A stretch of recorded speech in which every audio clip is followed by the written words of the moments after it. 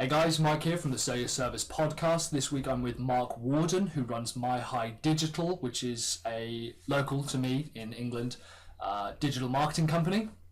They do website design, emails, everything. We're going to be focusing particularly on emails. Mark's a great guy, speaks a lot of sense, very, very down to earth, really heavily promotes the idea of working with a return on investment. We're going to be focusing particularly on email marketing, which you can both use to find more customers and help your customers find more customers. If you haven't downloaded your free marketing plan from the Sell Your Service website, go to sellyourservice.co.uk/marketing-plan.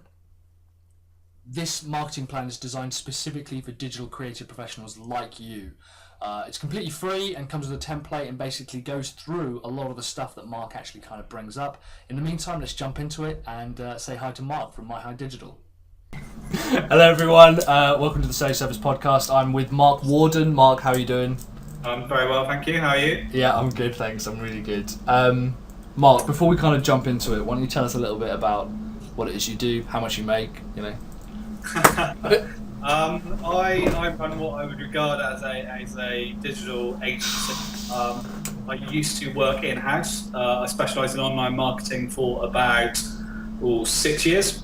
Decided that I got fed up of working for other people, making money for one business. I wanted to work with a lot of people, get a bit more variety. So I set up my own company around about just over a year ago.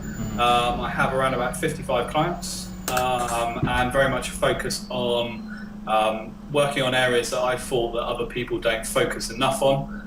So delivering a return on investment. Any business wanting to use me will want to make money. So putting reporting structures in order to understand that. And generally helping people in a specialist area where they don't necessarily have the knowledge to help themselves. Yeah. It's funny that you mentioned already return on investment and the amount of people, particularly when I say, I'm only interested in working with you if you want to make money. Yeah. I'm surprised at the amount of people who go, I'll think about it then. Why are you spending $5,000 on a website then?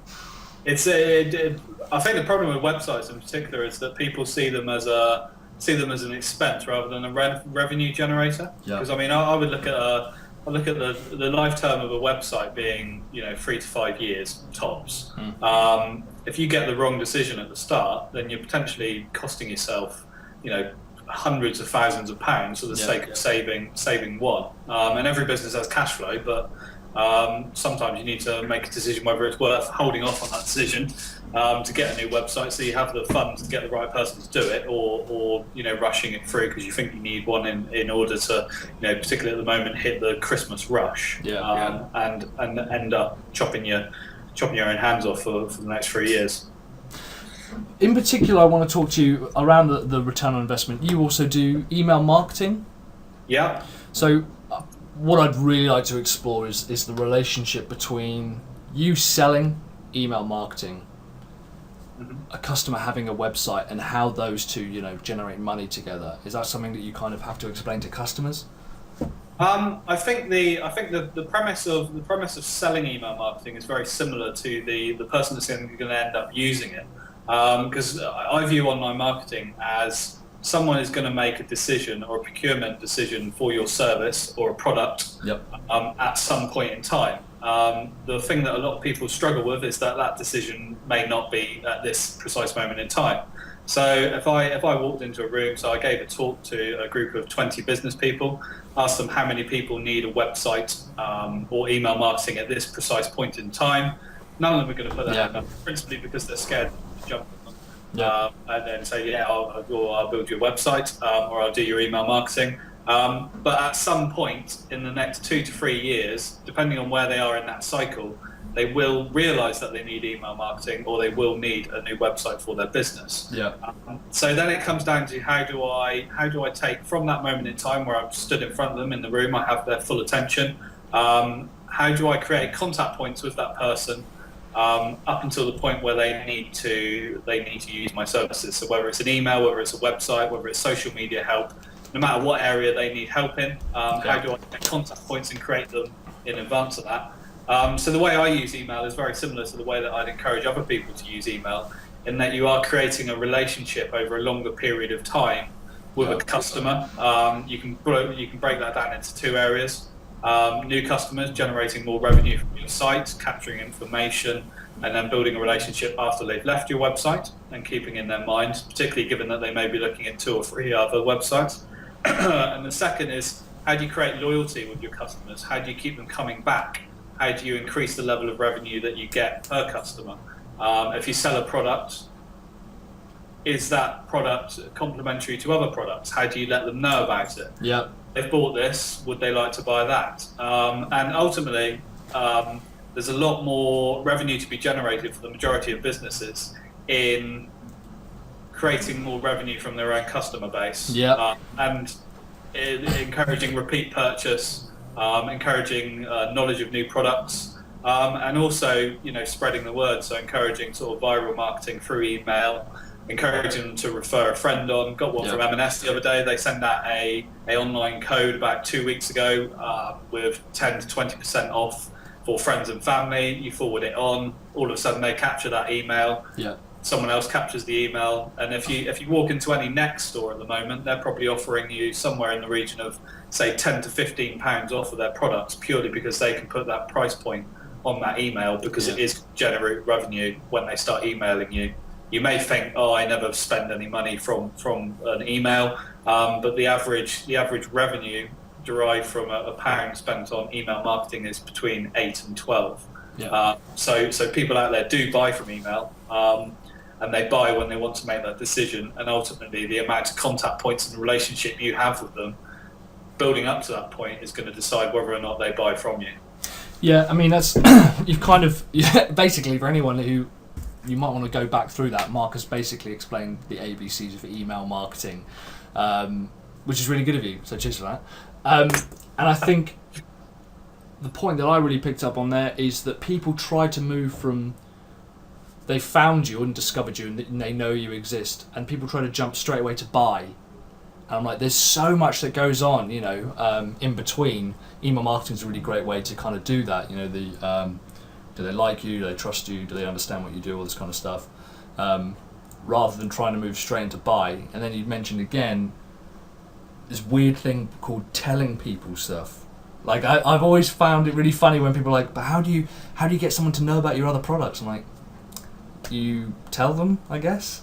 I don't really, I don't know how to make it any more. It's not a British thing to do, is it? It's to sing your own praises. That's a really good idea. But I'd also say that the higher the value of product or service you're selling, so the more money anything costs, the more the risk associated with that person that's buying the product. Particularly if you go back to the website example, if someone's going to spend $5,000 on a website, ultimately they're not going to know very much about websites. They're going to know about their business. That's where their passion is. Yeah. So ultimately it's £5,000 that's going to be spent in an area that they don't have specialist knowledge in. Yeah. So with any decision that they're going to make are going to come things that they believe that they must have, things that they would like to have, and ultimately, on the flip side of that, perceived risks. So, what are the risks of this purchase? If you buy an iPhone, are you worried about the battery life? Are you worried about the bendiness of the phone? All these things, and you can answer and you can build up credibility between yourself and the person that's buying from you. And a big thing, I think, with any online marketing is creating a level of trust, because people buy from people ultimately. And with online marketing, any area of online marketing, you can become slightly remote. So if you're on social media, you can quickly forget that the person at the other end that's tweeting you is at their keyboard, they're on their phone, they're a human being. They're going to buy your services ultimately. So a human is buying from a human. It's only the technology in between the two that is facilitating the conversation. And you can get very obsessive, and you can get very worried about functionality, and technical people can start throwing loads of acronyms, PPC, SEO, SME, and all these acronyms at you for no apparent reason, when really ultimately all you want to do is understand what your customers want, what they're worried about, tell them about how you answer what they want, and also negate what they're worried about. Ultimately, if you do that, website copy, email copy, and build that level of trust, then they're going to be that much more likely to buy from you. Can't guarantee that they will. But then all you can do is increase chances. Yeah, and with the increasing chances, that's all you really try to do with marketing anyway. That's at the core of it. Is marketing is increasing the likelihood that someone's going to trust you and be interested in buying from you. Yeah. I mean, I think the statistics I've seen, you mentioned there that for every £1 revenue you generate. Yeah, so every pound spent on email marketing across the UK generates between £8 and £12 in return. See, that's huge. That is enormous. You would take that in any other form of marketing your business, and ultimately, if you're looking at the cost of a campaign, then you're looking at, say, I don't know, somewhere in the region of £10 per campaign plus 2p per email. Yeah. Now, if you think about the amount of companies, particularly in the southwest, quite a traditional area, the amount of companies that still send out their traditional brochure, they still send out the traditional magazine. It's getting less and less, but if you take that as a price comparative, it's completely, it's off the charts with email.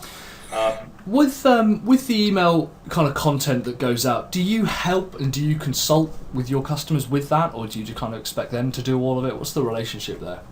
A massive thing actually about email marketing and marketing in general is that the people you're connecting with don't have much time, particularly online, particularly in their email box. So the average person probably 70 to 100 emails a day. Yeah.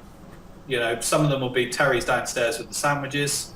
Some of them will be important. Some of them will have to action. So we have to make split-second decisions on what's important to us, what's relevant to us. So the initial thing is that it comes down to design and familiarity as well. I mean, it's something that's often overlooked is how your email is laid out. That's good. And building that familiarity with the person that's reading it. So you have that first section that's the new product. You have that next section that's your sales section. If you look at all of the biggest retailers in the world, you're looking at Next, Amazon. If you buy technology, eBuyer, they all have a very, very familiar template now.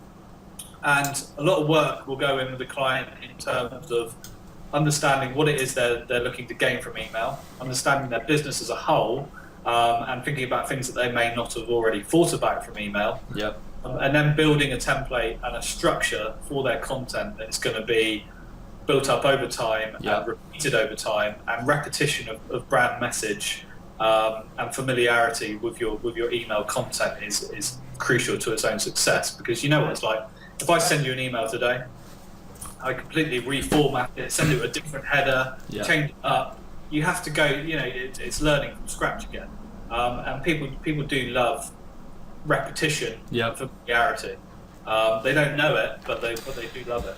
It's the fastest way to not fake, but certainly put in the foundations for trust, I think. If something's repeatable and reliable, if it's the same, instantly people begin to recognise that. I think there's some great points there. Really, really good. I mean, what do you think the biggest myth is about email marketing? I think the biggest myth is probably that it's dead. Social media. A lot of people have said that social media will kill email marketing. And there's always been those little dawns over the last 10 years where people have come back and they said, no, email, no, it's dead. No, it's all over now. I remember people said that about texting. Texting, yeah. Yeah, people were like, well, now they've got texting. Snake on your phone. Yeah. Why would you want to email that? Perfect. Texting, or there was the guy that owns the American basketball franchise, Denver Nuggets or something. I can't remember what it's Denver called. Nuggets. Is it the Denver Nuggets? I don't think it is the Denver Nuggets. Denver. I know. Oh, he's quite famous. It is the Denver Nuggets. You're absolutely right. No, it's the basketball team I'm after. That's the Denver Nuggets is the basketball team. Let's have a look. Who's the team anyway? I got the wrong state. Stan Kroenke. That's the guy that owns Arsenal, Is it? Stan Kroenke, yeah. All right. I don't know anything about football. No? Oh dear Lord. I know everything about basketball though. God, what's he called? It's killing me. He's a really famous guy, but he came out with this new app, and he said that it was gonna get rid of email because it was a bit like a Snapchat with emails. Right. So you read the email. Once you read it, you either replied to it or it's gone. Now, for me, Right. a lot of these things sounds awful, doesn't it? Come along and they quickly go again. But email still has that role in, particularly when people opt into your communication. They want to hear from you. Yep. Your customers want to hear from you. You've got stuff to tell them about. Yeah. Why not do it? Yeah. I think there's two other factors that are quite important to email marketing. One is planning. Yep. Now, a lot of people will send an email out because, oh gosh, it's Tuesday. Got to send one. I was supposed to send my email newsletter out. Yeah. They'll send it, and it will all be rushed. There'll be a couple typos in there. It won't have much of relevance to anybody. Yeah. But a lot of businesses, the majority of businesses, no matter what line of business you're in, have an element of seasonality, and your email should complement that. So the example I would give is if you sell into all retailers, so little boutique shops, Yeah. you have a product range that's going to be popular in September, October. You need to be emailing those retailers and building that relationship 2 months in advance. So when it comes to the purchase decision of their customers, they've got your products, they've got your stock in store. Or even if you take tourism as the ultimate seasonal business, people will rush to buy a new holiday in January and February, purely because we're living in the dark, we're like moles, it's very cold. People are dying to go anywhere and book anywhere just so they have something to cling on to. And they'll be doing that in January. So what are you doing in advance of them doing that? Particularly if you've got a lot of repeat trade, how are you facilitating that? Are you giving them a slight discount? Are you giving them a referral fee if they recommend to other people? You need to build in that seasonality and that planning to what you're doing so that you're hitting people at the right time with the right message. Particularly and when that's not done enough. Yeah, particularly when you begin to talk about marketing out, or however you want to do that, your product. And people say, "Oh, I don't know if people want to hear about what I'm doing." I'm like, how on earth do you expect to sell anything then? If people don't even want to hear what you do, why are they going to want to buy it? I don't think you can. I think as a business owner, or as business, you can't afford to be bashful. Because ultimately, a lot of companies offer a very, very good service and a very, very good product. But ultimately, if the person that offers a lower level of service and a lower grade product, if more people know about them, then ultimately more people might be buying a product that is of less quality than your own, purely because you're only telling your wife in the evening, did this, brilliant. And she says, oh my gosh, that is awesome. Who told? No, I told you this evening, did. No, I literally, it is, I think, my biggest bugbear, particularly when I work with other digital creative guys like WordPress guys and graphic designers. They're like, oh, my customers aren't interested. I'm like, all right, how many do you email a week? None. How on earth do you know whether they're interested if you're not talking to anyone? I don't understand. It's such a simple thing to do as well, to begin to build an email database and start talking to people, I think the thing that I struggle with most in the area that we do is that a lot of people do what we do, and the most worrying person doing what we do that I can ever meet is the person that doesn't have very many clients or hasn't got much work on. Because I always said to myself, and people said to me when I started my own business, God, how are you going to find people? Where are your clients going to come from? And I just looked at them and I honestly said, look, if I can't find myself clients, I can't find anybody else clients, I can't be very good at what I do. I should stay in-house. Someone should give me a salary and I should just sit there for the next 40 years because really I'm clearly not great at what I do. That's a really good point. But if you can facilitate for your own business, then you can facilitate for other people's. And what sets aside a good digital marketing person from an average one is an understanding of what's relevant and what isn't relevant. So sometimes clients will come to me and say, look, I need an email, or can I be using email marketing? And you'll start talking about the business, and you'll say, look, email marketing will deliver a return for you. I think it's really good, but here are some other things that perhaps should take priority. And it won't always be, if someone's coming to me for email marketing, that they end up using me for email marketing. They may end up using me for other areas, or purely idea generation as much as anything else. Because when someone rings, I've never been the sort that you should start billing someone as soon as you talk to them. No. And a lot of people go away with ideas, and to be honest, some won't come back. They'll run the idea and try it themselves. Others will come back and say, look, really need your advice, really appreciated your help last time. How about email now? And I said, well, yeah, A, B, C, and it is in place to D, right, email, let's run with it. Yeah, I think my favourite, particularly when I have customers who come to me and they say, oh, my nephew or so-and-so has told me that I need to get into social media, or I need to get into email. I'm like, okay, well, we're going to stop there and rewind it back. What is the goal of your email marketing, or what is the goal of your SEO campaign? They're like, I hadn't really thought about that. It's like, that's shocking. So if you took a straw poll of 100 people on social media at this moment in time on Twitter, business people, ask them what are your objectives of Twitter? Brand growth. The two words sum up poor marketing: brand awareness, intangible. Intangible. Yeah, you're right. I've worked with some intangible managers in my time. And do you know what really winds me up about the word intangible? Right. If I had a plumber and my bath was broken, and I said, how much? He said, 600 quid to repair it. I said, oh, cool. What will it work? And he went, well, the results are going to be intangible. And like, well, you're the worst plumber ever then. I want to be able to have a bath without water spilling out the side. So if someone goes, oh, Mike, how much money is the website going to generate? And I went, well, it's intangible. I'd be like, that's an awful investment then. I think you can push it either emphasis. You can go completely intangible, but you can also say, look, here's a level of realism. Here's the profitability that you're striving for at the moment, and here's how we're going to get there.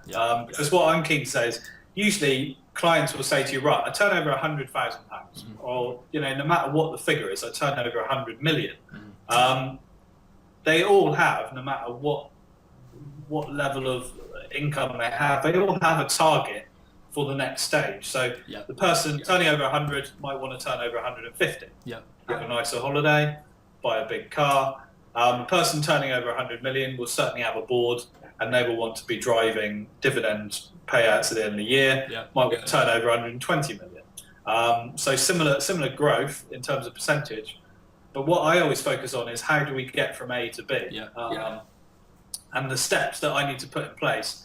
And that won't always be the most obvious areas, because sometimes you'll go to a business and say, what's doing really well, what isn't doing so well. And the automatic assumption is that what's not doing so well is probably not doing well, because it's just not going to work. And what's doing well is where all the time and investment should be felt. Purely because it's probably, usually if you have a staff member that likes an area, it's the area that they'll devote the most time to. Facebook, Twitter. You know those people exist, particularly in-house. So it's nice to be on Facebook. It's nice to be on Twitter. It's social. It's it's a good job. I'll send a tweet #lol. All of that jazz, as opposed to other areas where you're like, I've got to build it. I've got to write the content for my email. I've got to put it in Zero. I've got to test it in my inbox and stuff. And it becomes a more arduous task. And because and everybody's guilty of doing this, you spend more time on the areas that you like doing than the areas you don't. So when you go in as a consultant to a business, you need to get those people from here and spread them more evenly across the spectrum, and that usually includes email. It includes the grubby side of email, which is data. And I haven't met any. I've worked with data controllers, and I've never met a person that likes data. We had some guys at my old corporate job in London who were fanatic about data. Like, they were all marketers, ground level marketers. Honestly, nothing excited them more than bringing them like 50,000 new leads, because honestly they would pour over it. I'd never seen anything like it. I mean, they were animals actually when you go out drinking with them, but they were sort of like, you know, the type of people you can go, okay, what's, 2058 times 1009? They'd be like, and just work it out. Like, the type of people that wear short sleeve shirts. Yeah, pocket protectors. Yeah. Yeah. Yeah. But no, like data. I think data, like anything, is often at the crux of because it's a resource. It's a commodity. Yeah. If you want to make, let's say you want to make 10 grand and you've got 5 customers, that's ridiculous because you need to then make 2 grand off each one of those customers. If you increase that data size, you can drastically reduce the amount of money that you need to generate from each person. That's a really good point. Really good point. In terms of planning as well, it's worth noting that even if you're not doing email now, are you collecting emails? Yeah. Because ultimately, at some point in the future, you're probably going to want to start leveraging the value of those emails. So it goes from if you look at ultimate marketing, you look at collecting emails at trade shows, you look at collecting them at events and through different marketing initiatives. But ultimately, the best driver of email database growth is through your own business processes. Yeah. So whatever business system that you have, does it collate emails, whether or not you've got a CRM system or whatever? Where do you get those emails? When do you get and how do you use them in order to add value, not just to send an email, but to add value? Yeah. Yeah, and that's another thing as well. I think emails, people are like, oh, I don't want to be seen as spam. I'm like, if you think you're going to send spam, then I've got a magic solution for you. Don't send it. There you go. You should be delivering, like, a while ago, I sent out an email to my database on the woman who wanted a 99,900% return on investment, right? It was just a little blog article I wrote. And I just said, look, I want to share it out. And I had the response was incredible. And all it was a blog post. And I thought, actually, this is quite interesting. And people went nuts over it. And I wasn't even trying to pitch anything or sell anything. It was just, here's a bit of value. It's slightly strange in that the best email campaigns you'll send won't be the ones that you think are the best. Yeah. I give a little story where in the space of 2 months, sent my first email newsletter, and I had an article. I thought proper award-winning stuff here. Wow. Yes. Take note. Pulitzer Prize. It was like an opinion piece on I can't remember what it was now, but absolutely delighted with the article. I could read it all day. Yeah. And I thought, these people, send it out by email. They are going to love this. This is going to blow their minds. Boom. Pack up, go home for the day. Yeah. Life-changing stuff. Yeah. So I sent that out. Response, it was all right. It was okay. Didn't blow my mind. If anything, devastated. But the next month, I sent out and I always remember what it was. I sent out 5 mistakes that businesses make on Twitter. Yeah. And I was like, it's okay. It's reasonably obvious. It's putting hashtags and everything. It's following, then unfollowing immediately. You know who you are. Yeah. It's all those basic things that people do on Twitter. And to me, completely obvious stuff. Nothing, earth moving or anything like that. Sent it out. Absolutely ridiculous response. Everybody clicked on it. Yeah. Everybody shared it. People went on their own Twitter accounts and shared it. Yeah. So the next month, I took that in mind. Did a repeat. Did it with Facebook. Yeah. Facebook business page. Again, went completely nuts. Yeah. And moral of the story is don't always think that the content in your mind is the content that people want. Yeah. Because you're not who you're selling to. Yeah. And ultimately, learn from what you're doing. And content marketing, etc. Always learn from what you're doing. Yeah. Because if you're not getting better, you're just standing still, and other people are catching up. No, great point. Really. Start making up my own metaphors now. Yeah, yeah. That's when you know you're a real marketer. When don't stand still. Yeah. People will catch up. Yeah, you'll be on one of those little motivational posters next. What's next for you? What's next for your business? What's next for me? We're doing a lot of work in web design at the moment, which obviously leads on. I mean, usually if you work with a client, website is usually the hub or the central axis to which everything else drives traffic. So if I look to work with a business and they have an awful website, the thing I say to them is any money that you spend on a specialist, any money that you spend elsewhere, driving traffic to your site is going to be ineffective if your site is not a complete conversion tool. Yeah. So the example I'd give with one client is that they wanted me to do a lot of SEO, probably going to add up to the same value of getting a new website. So I said to them, look, the websites that I build do include some SEO, initial remedial work, on site work. Yeah. So that's going to give you the platform to spend better with your SEO spend. Yeah. Ultimately, your site at the moment isn't very good. Yeah. Conversion can be improved a lot there, but the legacy of that over the next 3 years is any money that you spend on SEO is going to be, increase the return on investment as we started with. Yeah. It's going to be increased tenfold because you're pushing traffic into a site that converts. And that's often missed. Yeah. That anything that you do that drives traffic towards that site, if the site doesn't convert, including the copy, the layout, the look and feel, the buying process, the information you provide your customers with, if all of those aren't on song, something's off, then the likelihood of them going to someone else that does the same thing is infinitely increased. So there's a lot of web work going on, generally increased turnover over 100 grand. Nice. And then within the next year, I would say. Yeah. Sure. He loves it. Yeah. So that's the immediate goals for the company as a whole, and working generally across the whole spectrum. I think the best part of what we do is working with different businesses. Yeah. So one day you can be talking to a tourism person. Next day you could be talking to a person that is going to Strictly Come Dancing to film with the BBC, and the next you can be talking to a health and beauty care brand. Best part of what I do, certainly. Yeah. What about when you're not working? What do you do?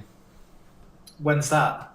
It's the time when most people close their eyes and go. Oh really? To sleep. Yeah. I was gonna say, I think if you start a business, it's very hard on you, and it's also hard on the people around you in the first year or two, where you have to devote a lot of time to the business itself in order to reap the benefits for the years to come. I've always looked at building a business and a brand as the more clients you have, the more people that know about the brand, the more, it's a bit like an octopus, the more arms you have to touch. So the more clients that I get, the more client referrals I get, the more, and it sort of rolls on from there, if you know what I mean. Where gathering ball, much moss, all that jazz. So we've got octopus, rolling rocks, and moss. That sounds. That's the perfect business plan right there. Yeah. That's a strategic. Yeah. But I think the industry as a whole is only going to get bigger in digital marketing, because more and more people are understanding that they need to utilize the skills of specialists in this area. And there's a lot of very, very good people in this industry, and there's a lot of less than good people. And the thing that I'd like to see for the industry to do over the next couple of years is for everybody to put more of an emphasis on the revenue you create for your clients, so that people understand what it is you're doing, and you don't cloud things in a cloak of technological jargon. You don't talk in acronyms. You say, this is what I'm going to do, this is why I'm doing it, this is why we're doing this first, this is what it's going to generate, and ultimately the more money you generate for the client, the more they're going to spend with you. And I think that approach separates the wheat from the chaff. Another metaphor. Nice. Where the less than good people are going to be doing the wrong thing, they're not going to be doing it effectively, and the return that you get is either going to be less than what you spend or marginally above it, as opposed to if you get the right person, they're going to make you money, and that's going to be a long-term relationship because they're going to continue to make you money, and once you've got more money, it's easier to make money. I remember sitting down with a customer, it was kind of during a consultation page, and I said, okay, ultimately how much do you want to make? And he tried to throw me, went, 2 million? I was like, okay, that's fine, so that's going to require an investment of $1 million. And he was like, alright, you're serious? I was like, the level of money that you want me to return is almost negligible. I actually need to know how realistic it is compared to your budget. That's what the question really is. And the amount of people who've turned around and said, do you know, my web designer has not once asked me how much money I want to make. was like, I actually don't care about work. If you don't want to make money, I don't want to work with you. I don't, because it's not good for me. It's not good for me to invest time with you, and then your website not makes money, and then I think, well, how am I going to further this sales relationship with you? One thing that worries me more than anything about web designers is the ones. Usually, if you work with a proper techie guy, you'll sit in a dark room, headphones on, coding, dark, he'll grunt occasionally. But what that means is he's completely removed from your customer. And when if you're building a site, your customer needs to be in front of you all the time. It almost needs to be, up on the top left hand corner. Yeah. Who are your customers? Right, they're women, they're men. Yeah. What are they interested in? What do they look like? What do they smell like? Where do they spend their time? Why do they buy from you? Why don't they buy from you? Yeah. And have that in the top corner of your screen when you're building a website. Yeah. Because ultimately, if you build a website that is just, I'm building a website, you go back to that return on investment. Yeah. It can't be maximised if you don't take any consideration into who it's for. I go to a WI meeting, and if I go with loads of male propaganda, then I'm not going to come away with much business, am I? No. So if you don't know your audience and you don't cater to them, then there's probably little point in what you're spending. No, totally agree. Really good point. Yeah. Who would have thought it'd be all about the customer? Mental. It's that kind of outside the box thinking, Mark. That's that's dangerous. It's gonna take you far. Yeah. If you could, you're dangerous. Yeah. If you could fix one thing about your business, what would it be? I've got a magic wand. If I could fix one thing about my business, it would be the balance of time that you spend between procuring business and getting it in and actually doing it. Yeah. And also, I think client management of expectations, because people will often be coming to you that you could be, particularly if you deliver trust, you could be the first time that they're working with an online specialist. Yep. It could even be the first time they're working with a specialist that's coming into their business to help them grow. Yep. And with that, there are only assumed expectations to deliver it. So delivery could be in terms of what it looks like, could be the amount of time that it takes to deliver, or what it is they're getting for their money. So the one that I'd focus on is expectation over time delivery, because as often as clients and both sides of the spectrum can see it both ways, where a client will often think, well, I'm the only thing that they're working on at the moment, so why hasn't this been done yet? Yeah. So it's managing and understanding expectations of clients and delivering on them. Because ultimately, if people work with me, all of my clients do end up making money. They've certainly got one that's increased turnover by 250% inside 6 months. Wow. Which equates to about £100,000. Excellent. So, again, if I hadn't had that reporting in, business has picked up. Yeah, that's excellent. That's awesome. Yeah. But managing expectations and delivering on time and helping them understand the value of what they're getting. Is paramount to building a longer term relationship, because I don't ever really want to do one bit of work for a client and then leave them. Not purely because I'm obsessed with revenue or anything, but because I want to help their business grow. And as their business grows, I grow with them, and we can do more stuff. We can integrate email. We can start doing campaigns, start doing product launches, new service launches, and we can sort of grow together. Sounds very cheesy, but ultimately that's what you want to do as an online professional. I totally agree. I think it's spot on, and it should be really the centre of anyone who does anything sort of digital creative is focusing on the return more than anything, I think.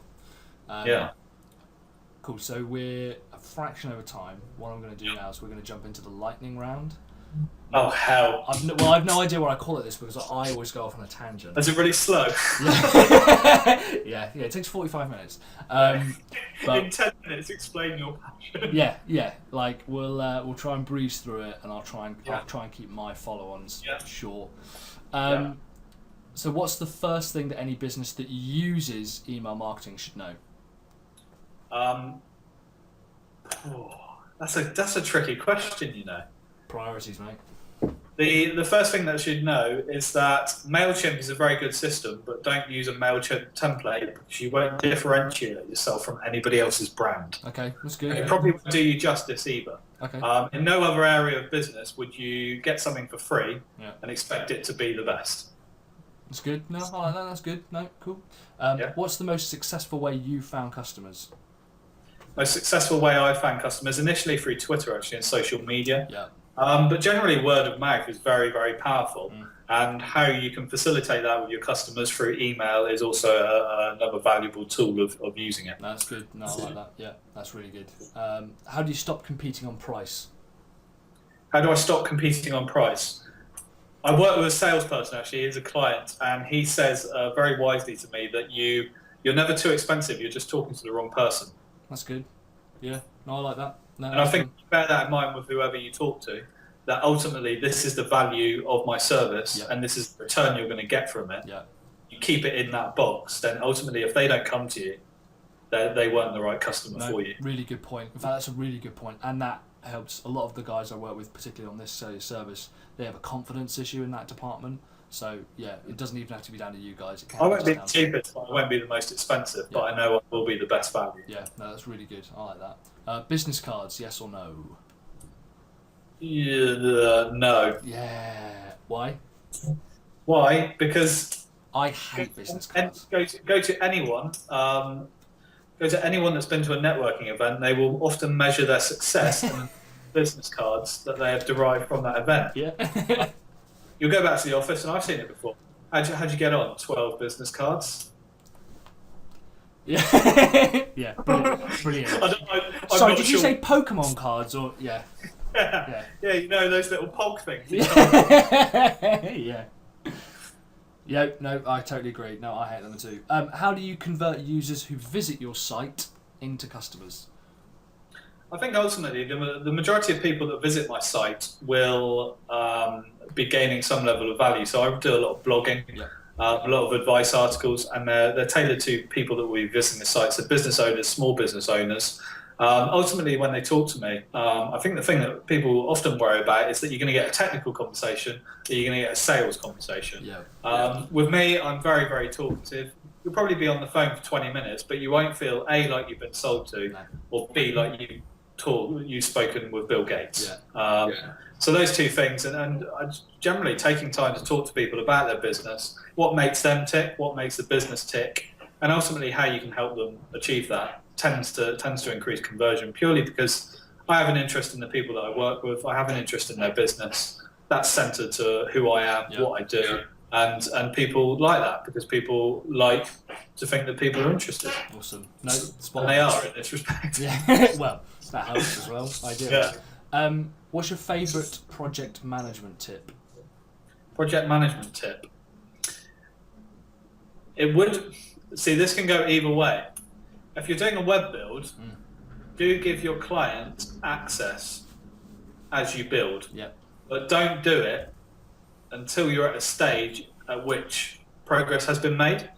So the issue that you often get with clients is that if they have access to a web build, and this goes back to expectations about the number of clients you're working with and the sites you're working on, they all go in, and I've done this as a customer as well. You'll go in, you'll log in every sort of 2 hours and go, he's not worked on it since breakfast. He's on lunch. 9 a.m. on Monday. Why hasn't this changed? And it can be, and it's difficult to convey that sometimes a website, the front end, there might not be anything going on, but there might be a lot going on the back end, or they might not have added it to the menu and stuff. So have that conversation with your client, keep them involved, but also give them the caveats that they may not be seeing all the work that's going on. And also, I think I've always found it helpful to have a percentage completion little graph. That's cool. So, you are here, here's completion, you're at 50%. What do we still need to do? And have parts put into that, because people love putting figures. How close are we to completion? And you can say, it'll be completed within 2 weeks. But if you can say we're 80% through, the only things that I need from you are X, Y, and Z, and it's finished next week. No, that's good. It just gives a little bit more of a tangible. Well, I like that. If you're fruity, you can fill that up with colours and stuff. I don't know, whatever you're into. Go nuts. Well, my next question was going to be, how do you keep customers on track, sort of on the flip side? I think it's a little bit like having it. It's going to sound very, very crass, but it's a bit like running a building site. And when you build a house, you need the materials at certain stages of the project. You don't ask for them to be delivered to site when you need them. You ask for them in advance. So again, it's very much the client shouldn't have to manage the project. You should manage the client through the project because you're the specialist. So 2 weeks in advance of needing content, give them a couple of weeks. If 2 weeks has been too much for them, give them a little chaser after a week, see how they're getting on, if they made progress, and keep them on track so they're delivering the information and the content that you need when you need it in order to hit the expectations that they have on their time frame. Yeah, no, that's really good. No, I like that a lot. Does your business have a referral system, and how does that work? I don't have a referral system. In terms of working with other specialists, or working with other specialists, or how do you get work from other customers? Okay. I don't tend to incentivize in any monetary fashion clients to refer work to me, purely because I think the most credible source of recommendation you can get is from family, friends, and people that you know, particularly in a business capacity. And I think if you work with B2B clients, they're ultimately going to be more likely to be in a position to refer you on. But if they're going to refer you on, ultimately, whether or not you're incentivizing that through giving them £100, £200 or whatever, it's not going to change their decision on whether or not they would recommend your service. If you haven't given them a good level of service, they're not going to recommend you. So I don't focus on referrals, I focus on the service of the client in front of me. Because ultimately that is the thing that's going to deliver referrals to my door, is the service that they've got. So I don't think you should really need to incentivize recommendations. You certainly can after the point and say, look, just wanted to say thank you for this one, great client. Glad you're happy with what we're doing. Should catch up, see what we can be working on next, and perhaps give a discount there. Because I think often if a client refers on tens of thousands of pounds, then it's only right they're helping you grow your business because they're getting a good service. That you say, right, well, I'll give you a discount on this, or oh no, you referred this client on, that's quite a client, I'll give you a bit of a discount here. Also, I think together, don't you? I think a lot of customers, it makes them look good if they can recommend a good supplier. I've always said the biggest problem that most businesses have is not having reliable suppliers, and however you want to package it, a website designer would be seen as a supplier. And it makes them look good if you do a decent job, particularly if they've got a relationship. Let's say accountants and solicitors are funny ones, because I often find they work in tandem with each other.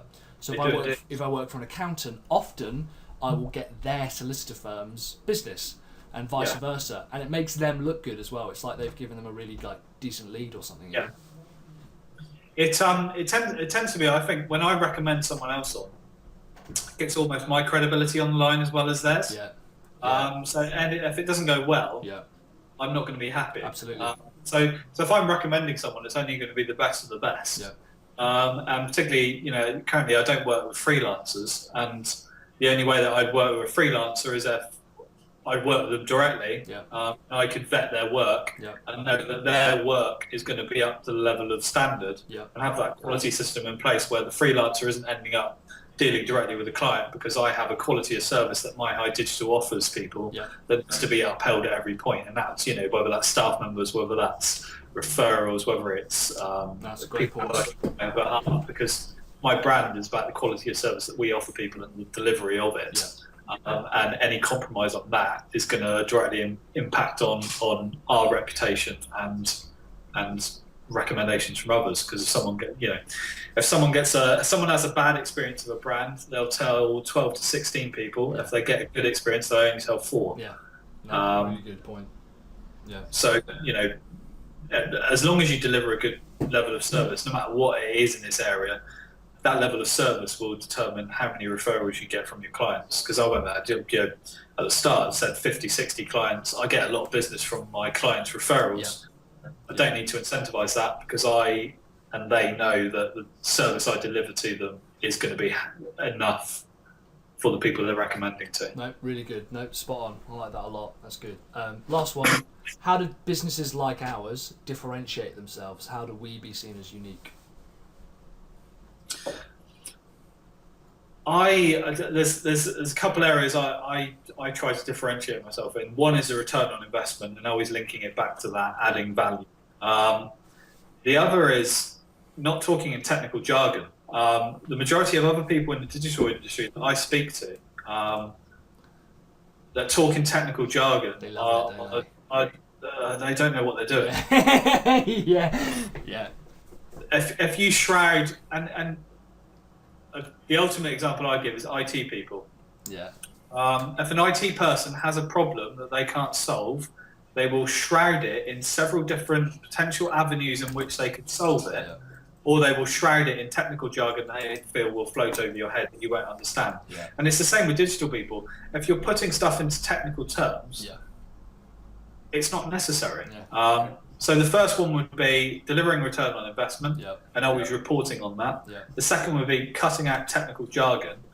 And the third one would be not always going in at the budget that the client has, because a incredible sales conversation that you'll have is as soon as you say, right, so what's the budget in your mind for this service? People will see that as drawing the ultimate line in the sand at which you will go in at. So if someone says to you, I've got $5,000, you're going to go in at 5. Ultimately, you might go in at 4, but I don't hold people to, I've got $5,000, I'm going to go in at 5. Sometimes I'll go in at 4. If that's where the value is, if that's what I think the value of the product is. Sometimes I go in at 6. If I say, I can't deliver that for 5, here is why it's going to cost 6, but here is why it's worth 6. So ultimately, not trying to make the most money out of your client that you can.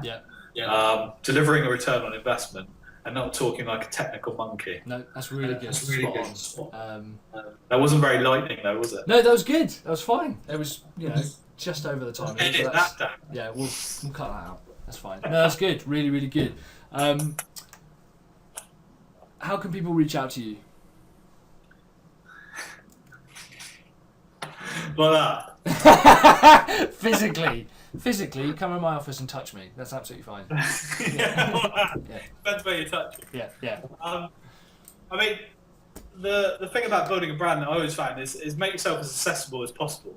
So through whatever forum that people are comfortable, and people will use different people want to communicate with you in different ways. Some people will be more comfortable by email. Some people will want to ring you. Some people will want to tweet you. Some people will want to be on Facebook. Make sure that all of those avenues are covered in email. Make sure that every avenue that you can communicate with someone in the way that they want. Same way that people will want to interact with content. Sometimes you'll need video. Sometimes you need an infographic. Sometimes you want text. Sometimes you want long text. Make sure that you're as accessible to the client as possible. So I'd say, how can people reach out to me? Any way that they're most comfortable in. Awesome. I think Twitter's probably one of your fastest, isn't it? I mean, that's... Yeah, Twitter used to, when I first set up and there was a lot of focus on Twitter used to bring in somewhere in the region of £10,000 to £15,000 worth of quotes a month. Wow. So I probably quoted for, in the first 4 or 5 months, I think somewhere in the region of £60,000 worth of business. That's amazing. And if you take that figure and go back to people that manage social media accounts, do they deliver that for you? And if they don't tell you what they're delivering, why are you paying them? Yeah, that's good. That's fair enough. Yeah, I like that. Any ideas who I should interview next? Any ideas who you? Oh, I can't remember who I said last time. No, I can't. That's long gone. That's long gone.